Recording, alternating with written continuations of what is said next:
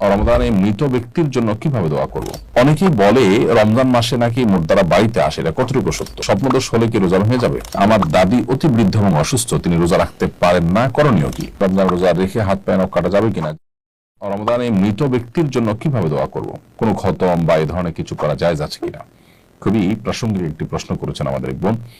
রমজানে মৃত ব্যক্তির জন্য আমরা দোয়া করতে চাই, বিশেষ করে রমজান উপলক্ষে আমাদের মৃত মা বাবা তাদের পক্ষ থেকে, আমাদের প্রিয়জনদের পক্ষ থেকে কিছু করার তাগাদা আমরা অনুভব করি। এক্ষেত্রে দোয়ার ক্ষেত্রে যেটি হবে যে আমরা নিজেরা আল্লাহর কাছে তাদের হয়ে তাদের জন্য মাগফিরাত কামনা করব, দুহাত তুলে দোয়া করব, চোখের পানি ফেলবো, অন্যদেরকে দিয়ে দোয়া করাবো বা অন্যদের কাছে দোয়া চাইবো তাদের জন্য, এটি হতে পারে।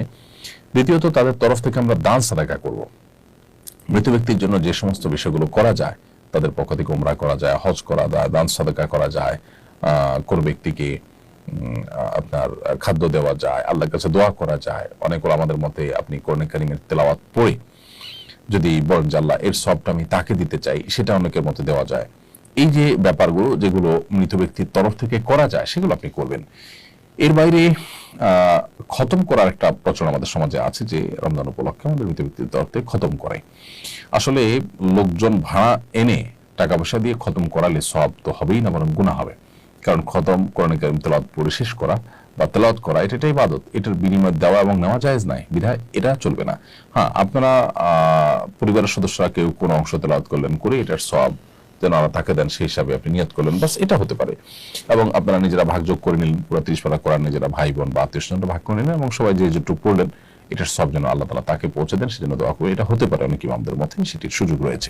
রমজান রোজা রেখে হাত পায়ে নখ কাটা যাবে কিনা? জি ভাই, রমজান রোজা রেখে হাত পায়ে নখ কাটা যাবে, চুল কাটা যাবে, কোনো অসুবিধা নেই। আপনি সরিষার তেল অথবা অন্য কোনো প্রসাধনী, হালাল প্রসাধনী ইত্যাদি মাখতেও পারবেন, কোনো অসুবিধা নেই, এতে রোজা ভঙ্গ হবে না। আতর ব্যবহার করতে পারবেন, সোয়াক করতে পারবেন, এরপর রোজা ভঙ্গ হবে না। দিনের বেলা ঘুমানোর পরে স্বপ্নদোষ হলে কি রোজা ভেঙে যাবে? রোজাদার ব্যক্তি দিনের বেলা যদি তিনি ঘুমিয়ে পড়েন এবং দিনের বেলা যদি তার স্বপ্নদোষ হয়, তাহলে এর ফলে তার সিয়াম ভঙ্গ হবে না, তার রোজা ভঙ্গ হবে না, কারণ এটা তার হাতে নয়।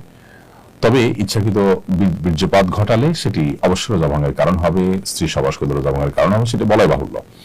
কিন্তু স্বপ্নদোষ হলে যদি বীর্যপাত হয়, তার ফলে তার রোজা ভাঙবে না, তবে গোসল ফরজ হবে, সেই হিসাবে তিনি গোসল করে নামাজ আদায় করবেন।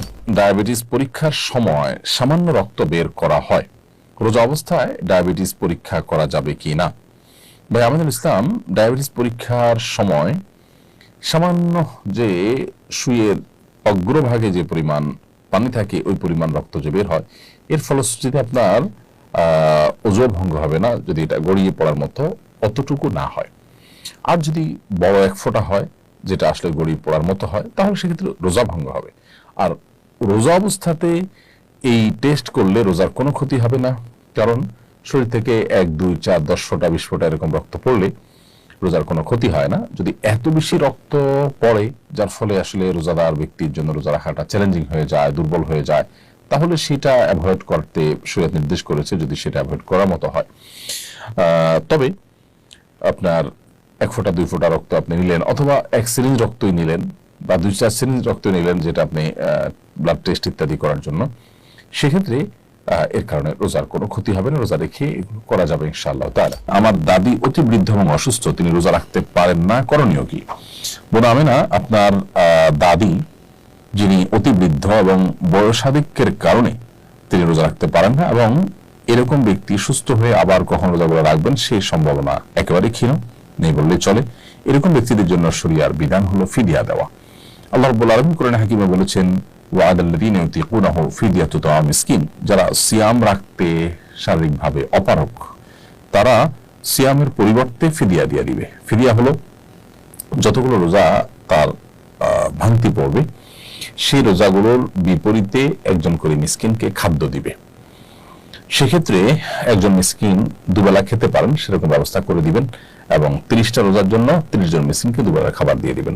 শুধু যদি চাল কিনে দেন, তাহলে সেক্ষেত্রে আমরা যে ফিতরা দিয়ে থাকি, একটা রোজার জন্য একটা করে ফিতরা, 30টা রোজার জন্য 30টা ফিতরা সমপরিমাণ খাদ্য আপনি কোনো গরিবকে কিনে দিলেন।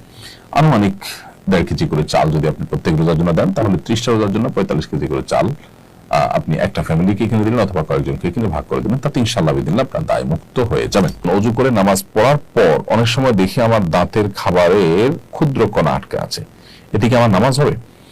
বোন রামিসা, আপনি অজু করার পর যদি ক্ষুদ্র কণা আপনার দাঁতে লেগে থাকে এবং সেটা এতটাই ক্ষুদ্র যে একটা চনা বুট এর চাইতেও ছোট ক্ষুদ্র, তাহলে এর কারণে আপনার রোজার কোনো অসুবিধা নেই, যদি এটা পেটেও চলে যায়।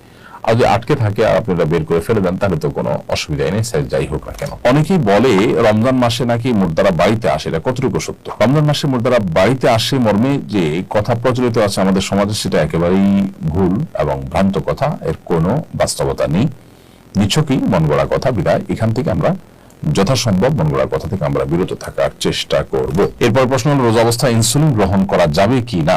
রোজা অবস্থায় ইনসুলিন গ্রহণ করা যাবে, কারণ যে ইনসুলিনটা আমরা গ্রহণ করি সেটা আমাদের আসলে পাকস্থলীতে বা পেটের ভিতরে যায় না, খাদ্যের কাজ দেয় না, এটা জাস্ট চামড়ার নিচে এটি থাকে, যার কারণে এই ইনসুলিন আপনি রোজা অবস্থায় গ্রহণ করতে পারবেন। রোজা অবস্থায় চোখ, নাক ও কানে ড্রপ ব্যবহার করা যাবে কিনা? বোন আমিনা, রোজা অবস্থায় আপনি চোখে ড্রপ ব্যবহার করতে পারেন, কানে ড্রপ ব্যবহার করতে পারেন, তবে নাকে ড্রপ ব্যবহার করতে পারেন না, কারণ নাকের যে ড্রপ সেটা আপনার নাকের ছিদ্র হয়ে কণ্ঠনালী হয়ে আপনার পেট পর্যন্ত যেতে পারে, সেজন্য এটা আপনি করতে পারবেন না।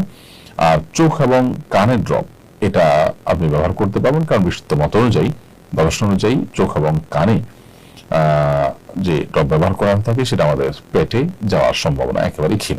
এর মধ্যে একটা তো আছে যে পেটের সাথে যাওয়ার কোনো কানেকশনই নেই, যার কারণে এগুলো আপনি ব্যবহার করতে পারবেন। বিগত রমজানের কাজা রোজা না রাখলে কি সামনে রমজান রোজা হবে না?